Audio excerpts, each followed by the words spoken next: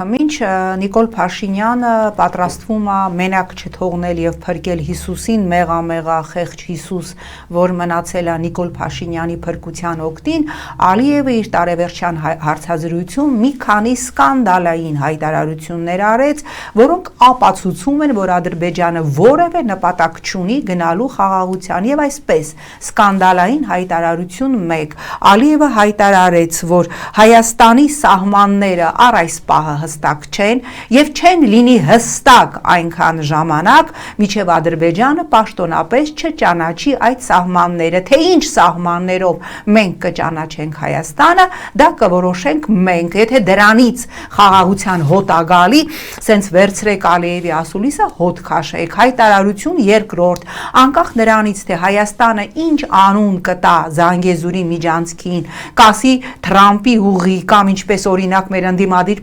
գործիչներից մեկը խորհուրդ էր տալիս անվանել Չուցլինե Մելանիա Թրամփի կրծկալ, Ալիևը հայտարարում ա դա Զանգեզուրի միջանցք կա անկախ Հայաստանում դրա անունը ինչ կդնեն երրորդ հարցին հնարավոր համարում եք պատերազմը Ալիևը այդտեղ գովում է Նիկոլի իրական Հայաստանը բնականաբար իրական Հայաստանի մեջ մտնում է եկեղեցու դեմ այս հալածանքները բայց եւ ասում է որևէ բան այդ թվում պատերազմը բացառել հնարավոր չէ եւ ահա փոխանակ Ալիևի այս հայտարարություններին արձագանքի Հայաստանի որևէ պաշտոնյա մենք տեսնում ենք հերթական այսպես մտասևեռումը դեպի հայ առաքելական եկեղեցին